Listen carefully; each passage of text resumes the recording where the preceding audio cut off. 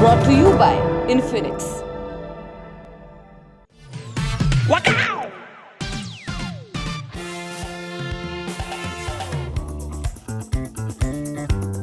साल 1992 कैलेंडर पर मार्च का महीना टंगा था। पेशावर के कच्चा घरी रेफ्यूजी कैंप में चहल पहल लौट आई थी। बर्फीली हवाओं वाला मौसम पीछे छूटने लगा था। बच्चों को बाहर खेलने की छूट मिल चुकी थी। उस रोज जैसे ही शाम ढली, पेशावर का आसमान गोलियों और धमाकों की आवाज से दहलने लगा। पेशावर अफगानिस्तान की सीमा के पास में है। उन दिनों अफगानिस्तान में मुजाहिदीन आपस में लड़ रहे थे। उनके बीच गोलीबारी आम थी। कभी कभार झड़प पाकिस्तान की सीमा तक भी पहुंच जाती थी, मगर उस शाम का मंजर कुछ अलग था। थोड़ी देर बाद पता चला पाकिस्तान की क्रिकेट टीम ने वर्ल्ड कप जीता है। गोलियों और पटाखों से जश्न मनाया जा रहा है। इस घटना ने कच्चा घरी कैंप में एक जुनून को जन्म दिया, जिसकी बुनियाद पर अफगानिस्तान की क्रिकेट टीम की इबारत रची गई। वो टीम जिसने 23 अक्टूबर 2023 के रोज पाकिस्तान को 8 विकेटों से हरा दिया। अफगानिस्तान ने पूरे मैच में अपना दबदबा बनाकर रखा। एक पल को भी ऐसा नहीं लगा कि वे कोई नौसिखिया टीम है। इससे पहले वे गत विजेता इंग्लैंड को भी मात दे चुके हैं। ये वही टीम है जिसकी शुरुआत जंग, आतंकवाद और विस्थापन के बीच हुई, जिसके खिलाड़ियों ने शरणार्थी कैंप्स की गलियों में क्रिकेट सीखा और जिनके पास अपना कहने के लिए क्रिकेट का मैदान तक नहीं था। आज वे उन सबसे आगे निकल आए हैं। जैसा कि लोग कहते हैं, ये किसी उलटफेर की नहीं बल्कि अफगान क्रिकेट के अभूतपूर्व उदय की कहानी है। तो आज हम जानेंगे अफगान क्रिकेट की बुनियाद कैसे रखी गई, राख से उपजी टीम शिखर तक कैसे पहुंची और इस सफर में भारत की क्या भूमिका रही है। नमस्कार, मेरा नाम दिव्यांशी सुमराव है। आप देखना शुरू कर चुके हैं दी लंदन टॉप का अंतर्राष्ट्रीय प्रसंगों से जुड़ा रोजाना का कार्यक्रम दुनियादारी, जहां आज कहानी अफगान क्रिकेट के उदय की। अफगानिस्तान में क्रिकेट का पहला रिकॉर्ड 19वीं सदी का मिलता है। ब्रिटिश सैनिक ये खेल अपने साथ लेकर आए थे। दरअसल ब्रिटेन ने कई दफा अफगानिस्तान पर कब्जे की कोशिश की, लेकिन कभी शांति से शासन नहीं कर सके। हर बार उन्हें सिर झुकाकर वापस लौटना पड़ा। इसलिए उनके टाइम में क्रिकेट पनप नहीं सका। 20वीं सदी में अफगानिस्तान पर सोवियत संघ का प्रभाव पड़ा। विचारधारा से लेकर रहन सहन और संस्कृति तक में उनकी छाप दिखी। वहाँ क्रिकेट का कोई नाम लेवा नहीं था। जब एक तरफ ब्रिटेन के उपनिवेशों में ये खेल लोकप्रिय हो रहा था, अफगानिस्तान में इसकी पूछ नहीं थी। और फिर आया 1979 का साल। सोवियत संघ ने अफगानिस्तान पर हमला कर दिया। मुजाहिदीन विरोध में उतरे। उन्हें अमेरिका, पाकिस्तान, सऊदी अरब और दूसरे इस्लामी देशों का सपोर्ट मिला। जंग शुरू हुई और 1989 तक चली। इस बीच में लाखों अफगान लोगों को घर बार छोड़कर भागना पड़ा। सबसे ज्यादा शरणार्थी पाकिस्तान में पहुंचे। जिनके पास पैसा था वे राजधानी इस्लामाबाद और दूसरे बड़े शहरों में रहने लगे, लेकिन अधिकतर जनता गरीब थी। उन्हें पेशावर और आसपास के शरणार्थी कैंप्स में शरण लेनी पड़ी। यहीं पर उनका साबका क्रिकेट से पड़ा। 1992 वर्ल्ड कप के बाद वे इस तरफ आकर्षित हुए। कुछ जुनूनी लोगों ने नेशनल टीम बनाने का ख्वाब देखा। ऐसे ही एक व्यक्ति थे ताज मलिक। उन्हें अफगान क्रिकेट का जनक कहा जाता है। मलिक अफगानिस्तान के नांगरहार में पैदा हुए थे। 4 बरस के थे जब सोवियत अफगान वॉर शुरू हो गया। मलिक के परिवार को भागना पड़ा। वे कच्चा घरी कैंप में रहने लगे। उसी टाइम पर पाकिस्तान क्रिकेट का उभार हो रहा था। मलिक को भी चस्का लगा। उन्होंने क्रिकेट सीखा, खेले भी। पाकिस्तान की वर्ल्ड कप जीत के बाद अपनी टीम बनाने निकले। खिलाड़ियों की तलाश शुरू हुई। मलिक ने रेफ्यूजी कैंप्स का दौरा किया, लेकिन अधिकतर दरवाजों से उन्हें निराश लौटना पड़ा। लड़कों के पास एक ही विकल्प था, या तो मजदूरी कर घर चलाएं या क्रिकेट खेलें। हालांकि मलिक को काम भर के खिलाड़ी मिल गए। फिर कैंप में ही अफगान क्रिकेट क्लब यानी कि ACC की नींव रखी गई। उन्हें पाकिस्तान के लोकल टूर्नामेंट्स में खेलने का मौका मिलने लगा। जल्द ही वे खुद को साबित करने लगे थे। इसी बीच अल्लाह दाद नूरी नाम के क्रिकेटर ने अफगानिस्तान क्रिकेट फेडरेशन बना लिया। इसे अब अफगानिस्तान क्रिकेट बोर्ड के नाम से जाना जाता है। फिर मलिक के क्लब और नूरी के फेडरेशन में तकरार चली। कुछ समय बाद मामला सुलझ गया। दोनों ने साथ आने का फैसला किया। नूरी को बोर्ड की चेयरमैनशिप मिली। मलिक बोर्ड के जनरल सेक्रेटरी और टीम के कोच बन गए। और फिर आया 1996 का साल। तालिबान ने सत्ता हथिया ली। सभी स्पोर्ट्स पर बैन लगा दिया। क्रिकेट भी इसकी चपेट में आया। क्रिकेट से बैन 2000 के साल में हटा। इसके अगले ही बरस अमेरिका पर 9/11 का हमला हुआ। अमेरिका ने अफगानिस्तान में वॉर ऑन टेरर शुरू कर दिया। एक बार फिर मुल्क जंग की चपेट में आया। पलायन और विस्थापन का सिलसिला शुरू हुआ। दश्त और दहशत के बीच एक खुशखबरी भी आई। 2001 में ही इंटरनेशनल क्रिकेट काउंसिल ने अफगानिस्तान को एफिलिएंट मेंबरशिप दी। अब वे आईसीसी के प्लान का हिस्सा बन चुके थे। हालांकि मंजिल अभी दूर थी। वर्ल्ड कप के लेवल तक पहुंचने में उन्हें 5 पड़ाव पार करने थे, मगर उनका हौसला बुलंद था। इसकी झलक शुरुआती दिनों में ही दिखने लगी थी। 2006 में वे एशियन क्रिकेट काउंसिल ट्रॉफी के सेमीफाइनल में पहुंचे। 2007 में एसीसी टी20 कप में संयुक्त विजेता रहे। 2009 में वर्ल्ड कप क्वालिफायर्स का हिस्सा बने, लेकिन ऐन मौके पर चूक हुई और उन्हें रेस से बाहर होना पड़ा। टीम 2011 के वनडे वर्ल्ड कप में दाखिल होने की दावेदार थी, लेकिन उस हार ने उन्हें बड़ा झटका दिया था। हालांकि वे वनडे इंटरनेशनल खेलने के भागीदार बन चुके थे। उसके बाद से टीम ने पीछे मुड़कर कभी नहीं देखा। 2010 में टी20 वर्ल्ड कप के लिए क्वालिफाई किया। उसके बाद से सारे टी20 वर्ल्ड कप खेले हैं। 2015 में पहली बार वनडे वर्ल्ड कप में हिस्सा लिया, सिर्फ एक मैच जीत सके स्कॉटलैंड के खिलाफ। 2019 में दूसरी बार वनडे वर्ल्ड कप खेले, इस दफा एक भी मैच में जीत नहीं मिली। अब 2023 चल रहा है। ये अफगानिस्तान का तीसरा वनडे वर्ल्ड कप है। टीम ने अभी तक 5 मैच खेले हैं, उनमें से 2 वो जीत चुकी है और ये जीत उन्हें इंग्लैंड और पाकिस्तान जैसी टीमों के खिलाफ मिली है। हमने इस बारे में विस्तार से समझने के लिए खेल पत्रकार और लेखक भरत सुंदरेशन से संपर्क किया। पूछा अफगानिस्तान के इस प्रदर्शन के पीछे की कहानी क्या है, कितना आगे तक जा सकती है ये टीम। हाँ, नबी है जो एक बहुत सालों से उनके लिए खेल रहे हैं, बट आप राशिद खान को देख लीजिए, वो 20s में है। मुजीब काफी यंग है और बहुत सारे लोग उनके, रहमानुल्लाह गुरबाज जो है वो यंग है। तो ये नेक्स्ट 2-3 वर्ल्ड कप खेलेंगे और बहुत बड़ा फोर्स बन के रहेंगे।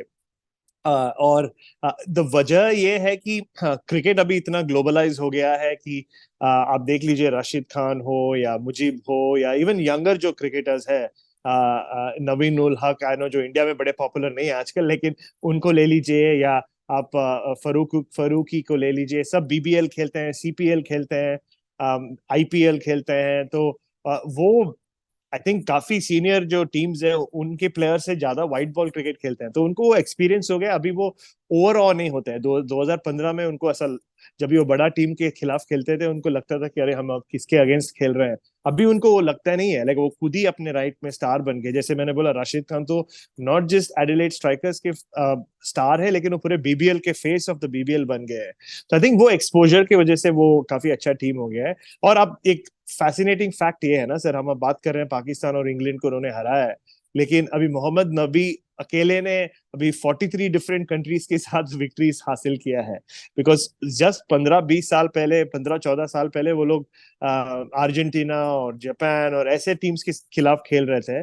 और आप अभी देखिए 50 ओवर वर्ल्ड कप में, back to back 50 over world cup वो बिना क्वालिफायर्स खेले, मतलब टॉप 8 में वो क्वालिफाई हुए हैं। 2019 में इतना अच्छा खास उनका परफॉर्मेंस नहीं रहा, बट लेकिन ये कंडीशंस में उनका टीम अच्छा है, बहुत अच्छा टीम है। मैं तो ये बोलूंगा कि इवन दो लोग इसको अपसेट बुला रहे हैं, उन्होंने, ऐसा लग नहीं रहा है कि उन्होंने इंग्लैंड को अपसेट किया और पाकिस्तान को अपसेट किया है। उन्होंने कॉम्प्रिहेंसिवली उनको डिफीट किया है।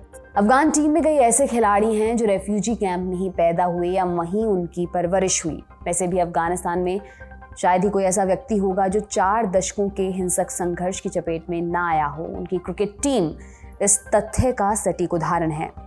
टीम की जान मोहम्मद नबी पेशावर के कैंप में पैदा हुए थे। राशिद खान का बचपन रेफ्यूजी कैंप में बीता। ओपनर बल्लेबाज रहमानुल्लाह गुरबाज ने क्रिकेट किट खरीदने के लिए मजदूरी की। ऐसे ही कई और किस्से आपको मिल जाएंगे।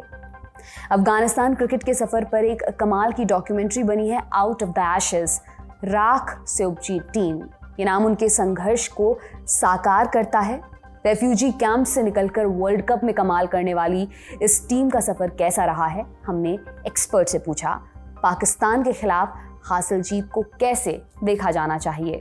नहीं सर, ये आई थिंक एक Triumph of not just sport है, लेकिन ह्यूमन विल है। और हम इतने साल से सुनने में हम सुन रहे हैं कि अफगानिस्तान टीम के बारे में कि वो war torn foot torn nation से आते हैं, बहुत सारे रेफ्यूजी कैंप से आते हैं, जैसे आप बोल रहे हैं।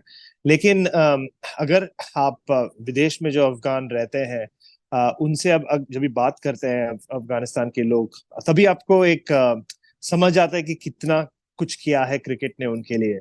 जैसे मैं एडिलेड में रहता हूँ सर, राशिद खान वहाँ पे बड़े इम्पैक्ट किए हैं बिग बैश लीग में खेलते हुए इतने साल से। तो गए साल में एक स्टोरी किया था जहाँ पे मैंने काफी लोकल अफगानिस्तान के लोगों से बात किया था एडलेड में, और उनका स्टोरी सुन के समझ में आया कि कितना मीन करता है सर जब भी वो उनका फ्लैग फ्लाई होता है इसमें। एक एक एक उनको ऐसा लगता है कि यार हमारे देश में अभी भी कुछ तो ठीक चल रहा है, जस्ट बिकॉज आई नो बहुत कुछ वहां पे चल रहा है, आपको पता है न्यूज में तो होता ही है वहाँ ह्यूमन राइट्स को लेकर, विमेन्स राइट्स को लेकर। लेकिन जब ये क्रिकेट टीम खेलता है, जब ये वो राशिद खान को देखते हैं, तो उनको ऐसा एक ग्लिमर ऑफ होप आता है कि हाँ अभी भी हमने सब कुछ खो नहीं दिया है हमारे देश का। और वहाँ पे इतने सारे लोग हैं जो वहाँ पे वॉर एक्सपीरियंस किया है, जो अभी वहां नहीं रहते हैं, जो ट्रांसलेटर रहे हैं ऑस्ट्रेलियन आर्मी के लिए, अमेरिकन आर्मी के लिए, और ऐसे बहुत सारे लोग हैं जो बहुत डिफिकल्टीज फेस करके अभी बाहर रहते हैं। तो क्रिकेट जब भी होता है, सब बाकी सब आपने देखा होगा सीन्स जो वो जीतने के बाद कैसे माहौल बना है, नॉट जस्ट अफगानिस्तान में बट अराउंड द वर्ल्ड, और इवन इंडिया में अफगानिस्तान के लोग जो रहते हैं। तो ये कल जो जीत हुआ है कल रात को अगेंस्ट पाकिस्तान, ये सिर्फ ये मोहम्मद नबी और हजमतुल्लाह शाहिदी और राशिद खान का जीत नहीं है, बट पूरा अफगानिस्तान के लिए जीत है, एंड आई थिंक पूरा ह्यूमन स्पिरिट के लिए एक जीत है।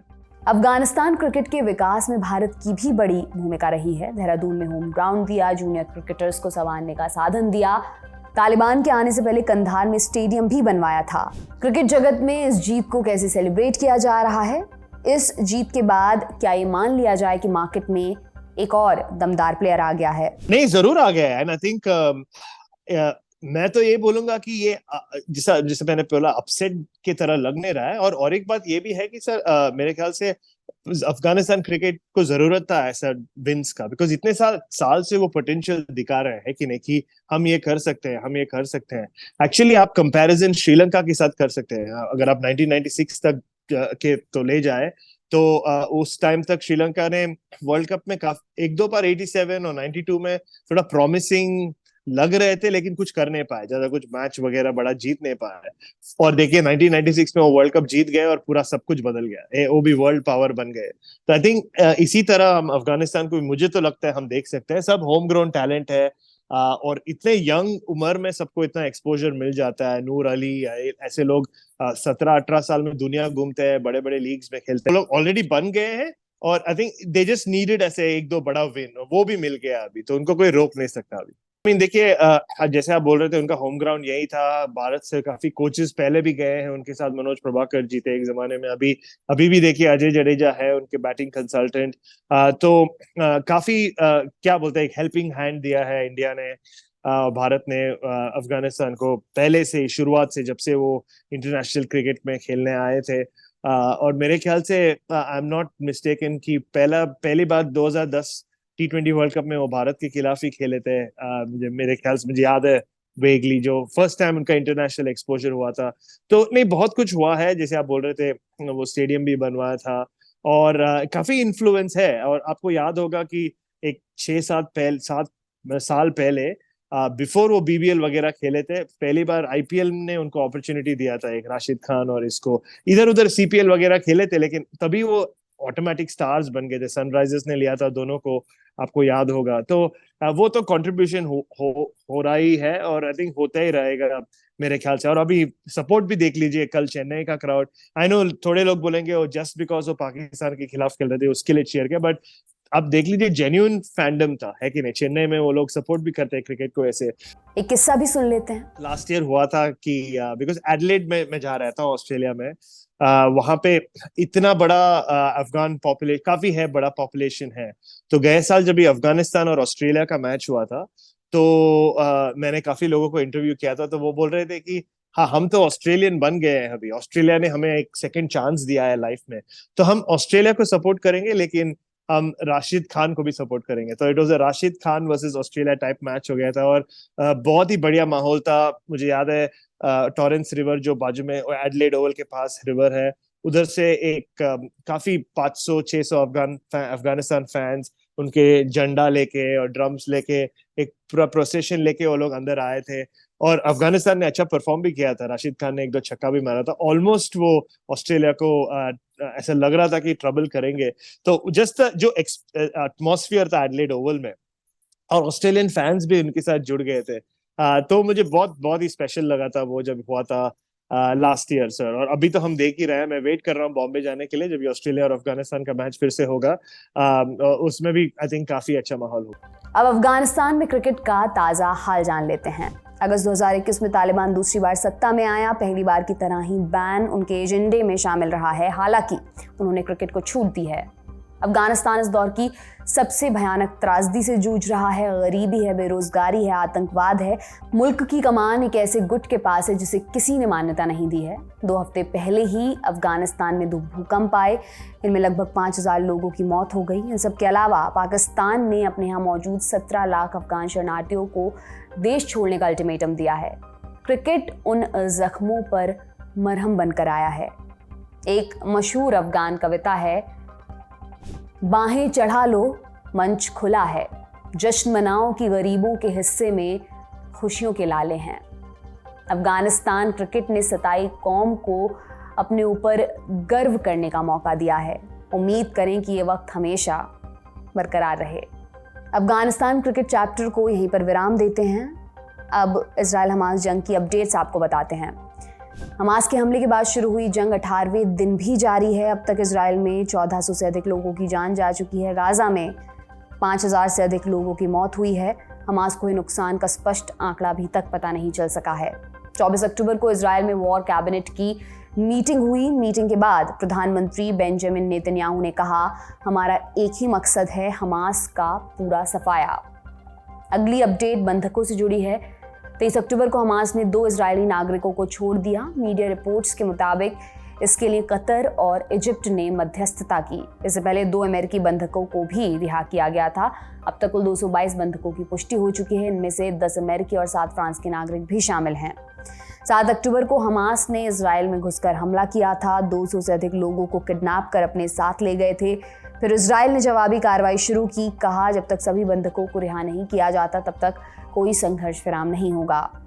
23 अक्टूबर को इजरायली सेना ने स्पेशल स्क्रीनिंग का आयोजन किया। दुनिया भर के पत्रकारों को हमास के आतंकी हमले की फुटेज दिखाई गई। आतंकी अपने शरीर पर कैमरा लगाकर आए थे। उनके पास पूरे इलाके का नक्शा था।